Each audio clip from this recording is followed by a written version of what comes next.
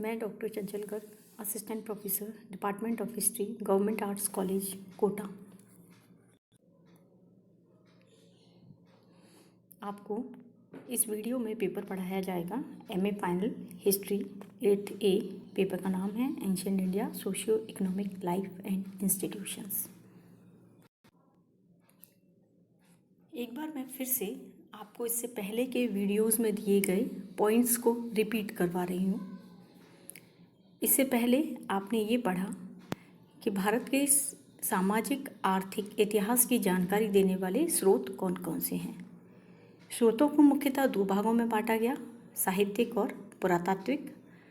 यहाँ आपका पॉइंट चल रहा है पुरातात्विक स्रोत, और पुरातात्विक स्रोत के अंतर्गत पहला आता है अभिलेख, जिसे आपको पढ़ाया जा चुका है, और दूसरा पॉइंट है मुद्राएं अथवा सिक्के। मुद्राएं अथवा सिक्के के अध्ययन को न्यूमिस्मैटिक्स अथवा मुद्रा शास्त्र कहा जाता है।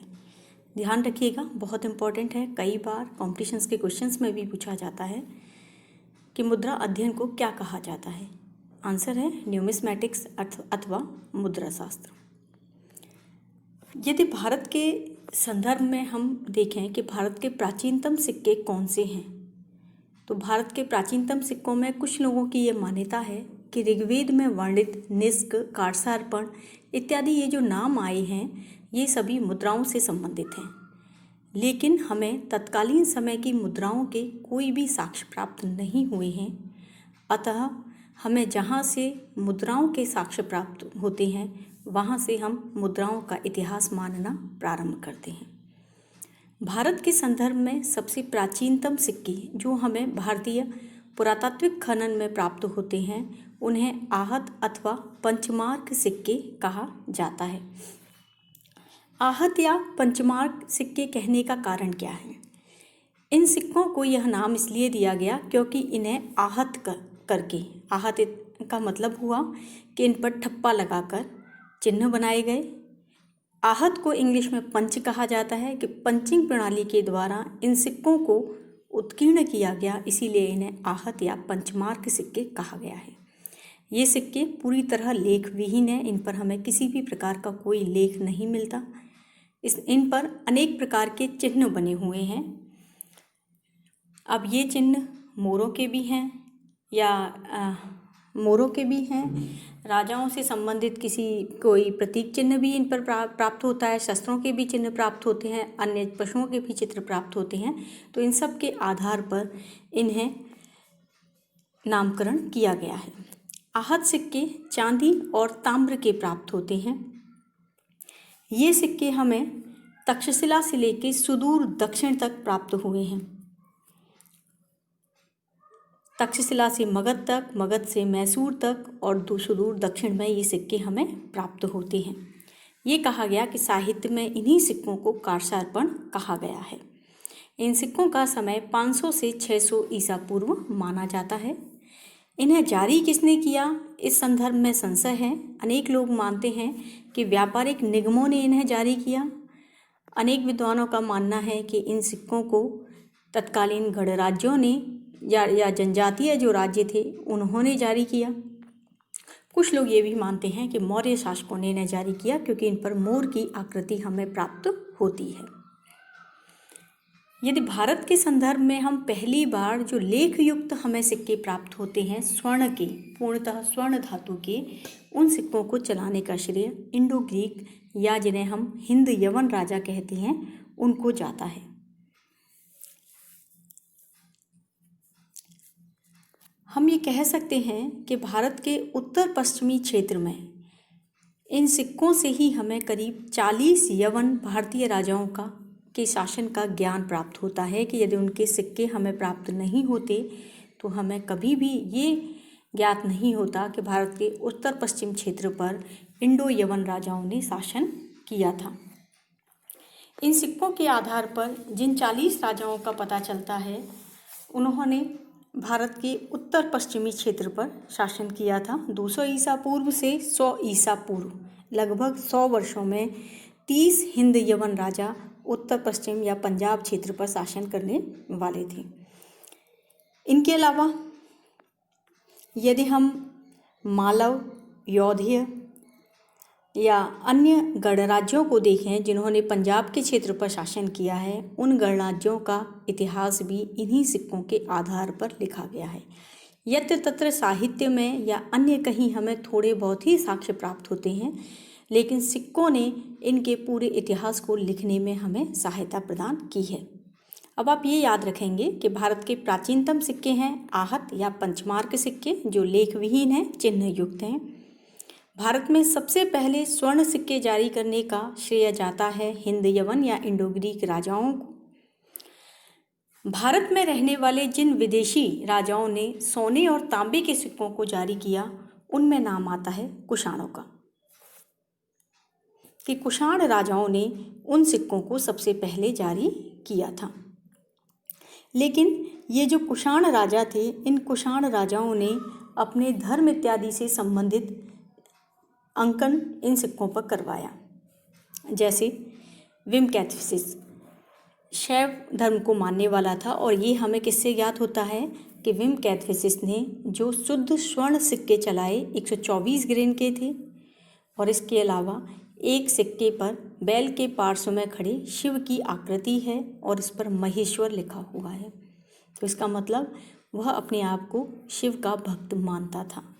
इसी प्रकार से कनिष्क के सिक्कों पर बुद्ध की आकृति बनी हुई है, बोडो लिखा हुआ है, तो हमें पता चलता है कि वो बुद्ध को मानने वाला था। लेकिन कनिष्क के सिक्कों पर हमें फारसी और यूनानी देवी देवताओं की आकृति भी प्राप्त होती है। तो ऐसे में ये माना जाता है कि कुषाण भी बाहरी थे, लेकिन भारत आने के पश्चात वो भारतीय देवी देवताओं को मानने लग गए थे। गुप्त राजाओं के संदर्भ में ये माना जाता है कि भारतीय राजा जिन्होंने सबसे पहले कोई भारतीय राजा जिन्होंने सर्वाधिक सुस्पष्ट स्वर्ण सिक्कों को जारी किया, वो गुप्तों के नाम जाता है। गुप्त राजाओं में सबसे पहले सिक्के जो जारी किए वो चंद्रगुप्त प्रथम नामक राजा था, जिसने राजा रानी प्रकार का सिक्का जारी किया था। इस सिक्के पर स्पष्टतः राजा रानी का चित्र बनना और साथ ही गुप्त का राज चिन्ह बनना हमें ये स्पष्ट कर देता है कि यह चंद्रगुप्त प्रथम गुप्तों का प्रतापी राजा था। सर्वाधिक स्पष्ट सिक्के स्कंदगुप्त के कहे जाते हैं, जिसमें जैसे अश्वमेध प्रकार का सिक्का है, वीणा प्रकार के सिक्के हैं। ये विभिन्न प्रकार के सिक्के स्कंदगुप्त ने जारी किए। गुप्त राजाओं में सबसे पहले रजत मुद्रा या चांदी की मुद्रा जारी करने का श्रेय चंद्रगुप्त विक्रमादित्य द्वितीय को जाता है। इसका कारण ये कहा जाता है कि उसने ये सिक्के अपनी गुजरात विजय के उपलक्ष्य में जारी किए थे, जो कि शक विजय के द्योतक थे। इसके अलावा चंद्रगुप्त द्वितीय ने ताम्र मुद्रा भी जारी की। अधिकांशतः गुप्त राजाओं के सिक्के स्वर्ण के ही प्राप्त होते हैं, लेकिन चंद्रगुप्त विक्रमादित्य ने शायद जनता की आकांक्षाओं को देखते हुए, जनता की ज़रूरतों को देखते हुए रजत और ताम्र मुद्राएं भी जारी की थी। इसी प्रकार से सातवाहन राजा यज्ञश्री सातकर्णी की एक मुद्रा प्राप्त होती है, जिस पर जलयान का चित्र है, जो ये बताता है कि उसने समुद्र विजय और व्यापारिक उपलब्धियां की थी।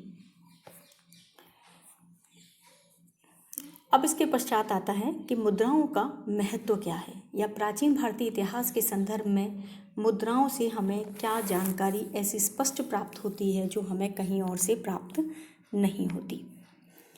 सर्वप्रथम सिक्कों की प्राप्ति के स्थान से साम्राज्य के विस्तार का पता चलता है। जहाँ जहाँ सिक्के बड़ी मात्रा में मिलते हैं, तो इसका मतलब वो क्षेत्र उस राजा के साम्राज्य के अंतर्गत आता था। यदि उसका कोई एक सिक्का या कुछ सिक्के किसी अन्य देश में प्राप्त होते हैं, अन्य क्षेत्र में प्राप्त होते हैं, तो इससे पता चलता है कि वहाँ तक उसका व्यापार था। यदि किसी अन्य देश की मुद्रा हमारे देश में प्राप्त होती है, तो उससे ये पता चलता है कि विदेशी व्यापार उन देशों के साथ प्रचलित था और उस व्यापार के फलस्वरूप ही वो सिक्के यहाँ तक आए। सिक्कों पर राजाओं का नाम, वंश, वंशक्रम, तिथि, राज चिन्ह, धर्म चिन्ह आदि उत्कीर्ण कराए जाते थे। तो इससे सिक्कों से हमें राजाओं को वंशक्रम के अनुसार जानने की जानकारी प्राप्त होती है। राजाओं की शासनकाल की कोई उपलब्धि हो तो वो उपलब्धि हमें प्राप्त होती है। उनका राज चिन्ह क्या था, ये उपलब्धि हमें जानकारी मिलती है। जैसे गुप्तों के सिक्कों पर हमें गरुण आत्मडंक का प्रयोग प्राप्त होता है, तो इसका मतलब गरुण उनका राज चिन्ह था। चूँकि वो वैष्णव धर्म को मानने वाले थे और इसीलिए उन्होंने गरुण को अपना राज चिन्ह स्वीकार किया। उन्होंने कोई उपाधि धारण की हो तो उस उपाधि के बारे में हमें पता चलता है। जैसे हमें अनेक सिक्कों पर महाराजाधिराज की, विक्रमादित्य या अन्य राजाओं की उनके नाम के अनुसार उपाधियां प्राप्त होती हैं। अनेक बार अनेक महत्वपूर्ण घटनाओं के उपलक्ष्य में भी मुद्राएं जारी की जाती थीं। जैसे समुद्रगुप्त ने जब अश्वमेध यज्ञ करवाया तो उसने अश्वमेध प्रकार की मुद्राएं जारी की। इन मुद्राओं पर एक तरफ अश्व, उसके आगे यूप बना हुआ है, तो इससे ये पता चलता है कि समुद्रगुप्त ने जब अश्वमेध यज्ञ करवाया तब ये मुद्राएं जारी की थी। इसी प्रकार से चंद्रगुप्त द्वितीय ने चांदी के सिक्के जारी किए। अभी थोड़ी देर पहले ही आपको बताया था कि चंद्रगुप्त द्वितीय ने गुजरात विजय के उपलक्ष्य में चांदी के सिक्के जारी किए। गुजरात में व्याघ्र बहुत होते हैं, तो ये माना गया कि ये सिक्के व्याघ्र निहंता प्रकार के गुजरात अथवा शक विजय के उपलक्ष्य में जारी किए गए। चंद्रगुप्त द्वितीय पहला राजा था जिसने चांदी के सिक्के जारी किए। तो इस संदर्भ में भी ये कहा जाता है कि शकों ने चूंकि भारत में चांदी के सिक्के सबसे अधिक जारी किए, तो शकों की विजय के उपलक्ष्य में ही उसने चांदी नाम धातु के भी सिक्के जारी किए। सिक्कों की धातु से धातु की उपलब्धता और उनकी आर्थिक स्थिति का पता चलता है। जैसे यदि किसी राजा ने सोने के सिक्के ज़्यादा जारी किए हैं तो इसका मतलब आर्थिक समृद्धि चरम पर थी। प्रारंभिक गुप्त राजाओं के समस्त सिक्के स्वर्ण के हैं, तो ये माना जाता है कि उनकी आर्थिक समृद्धि स्वर्ण युग का ही प्रतिनिधित्व कर रही थी। लेकिन स्कंदगुप्त के समय हम ये देखते हैं कि सोने के सिक्कों में तांबे की मिलावट है, तो ये माना जाता है कि स्कंदगुप्त के समय तक आते आते हूणों और पुष्यमित्रों के आक्रमणों के कारण गुप्तों की आर्थिक स्थिति डामाडोल हो रही थी और इसीलिए मिश्रित सिक्के उसे जारी करने पड़े। सिक्कों से हमें युद्धों में किसने जीत की, किसकी पराजय हुई, इसकी जानकारी भी प्राप्त होती है।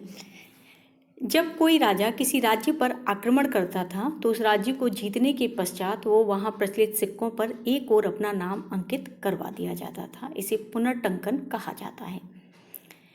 जब नहपान, जो कि शक राजा था, नहपान और सातकर्णी सातवाहन राजा के मध्य युद्ध हुआ तो सातकर्णी की विजय हुई और नहपान पराजित हुआ। सातकर्णी ने नहपान के सिक्कों को अपने नाम से पुनर्टंकित करके जारी करवा दिया। जोगलथम्बी मुद्रा भांड, जहाँ से हमें सातकर्णी के सिक्के प्राप्त होते हैं, उनमें कई सिक्के नहपान के सिक्के हैं जो पुनर्टंकित किए गए हैं। इसी प्रकार से एक सिक्का बहुत प्रचलित है जो कि दशरथ शर्मा जी को प्राप्त हुआ था कि एक तरफ पृथ्वीराज गौरी अंकित है और दूसरी तरफ मोहम्मद बिन साम अंकित है। तो ये माना जाता है कि मोहम्मद गौरी ने पृथ्वीराज चौहान को जीतने के पश्चात इस सिक्के को पुनर्टंकित करवाया था। सिक्कों से हमें धर्म की जानकारी भी प्राप्त होती है कि उन पर जो भी अंकन है वो राजा अपने धर्म के अनुसार ही करवाता है।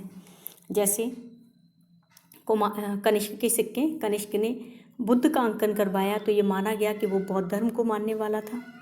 गुप्त राजाओं ने गरुड़ का अंकन करवाया तो ये माना गया कि वो वैष्णव धर्म को मानने वाले थे।